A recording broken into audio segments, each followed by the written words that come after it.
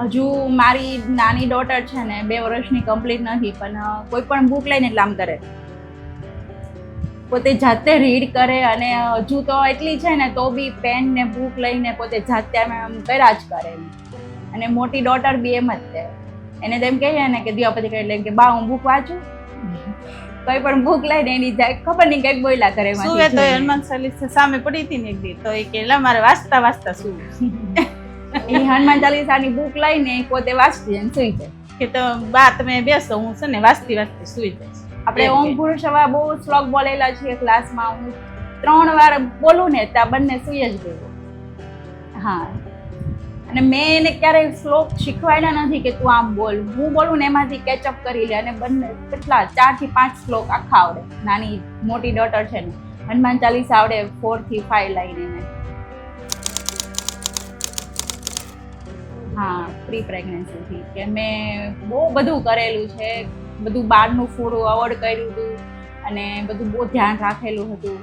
હું નીચે બેસવા ગયું ને તો આજુબાજુ ક્યાંક એક જગ્યાએ દીવાબત્તી થાય ને તો મોટી છે ને એમ કે પ્રિશા કે હાલો બા દીવાબત્તીનો ટાઈમ થઈ ગયો આપણે હાલો. પછી હું નીચેથી દાદર ઉતરતી એમ કે ખોડિયાર માં કી જે એમ હું 20 જે બોલાવું ને ત્યારે કે બોલ્યા કરે.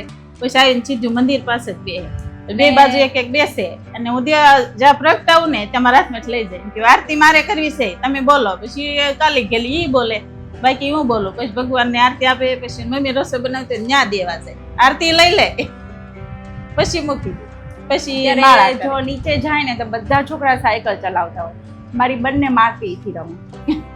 માટી પાણી પછી ગાર્ડનમાં જવું એને બહુ જ ગમે. મેં મતલબ કે પ્રકૃતિ સાથે રહેવું એને વધારે ગમે એમ.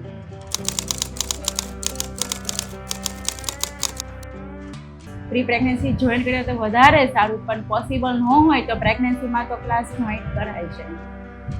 100% રિઝલ્ટ છે, પણ એમનું ફોલો કરવું પડે તો છે.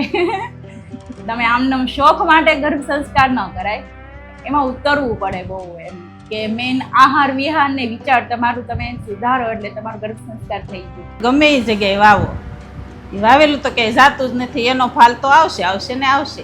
મહેનત તો કોઈની ક્યાંય જવાની નથી. સારી કરો મોડી કરો, મોડું કરો તો મોડું રિઝલ્ટ મળશે. એ ક્યાં વહી જવાનું છે.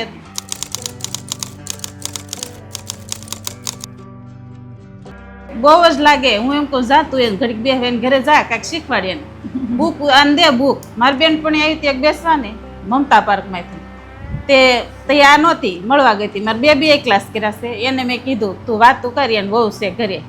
તેને એટલી વાત કરીને તે કે ઓહો હો. પછી એની બધી નોટ હતી ને જેટલી એને ઘરે લઈ ગયા છે, હાલમાં એને ઘરે જ છે મમતા પાર્કમાં. એ કે હું મારું બહુ તો એટલું બધું નહીં કરે, આળહુડી છે એ કે, પણ એ કે હું લઈ જવા વાંચશે તો કાંઈક ઉતરશે ને કે મારે આવું કરાવશે. મને એ કે બહુ ગમે છે, એ આધ્યાત્મિક છે મારી બેનપણી, એટલે એ લઈ ગયા છે. બધી નોટ તમારી ન્યા છે.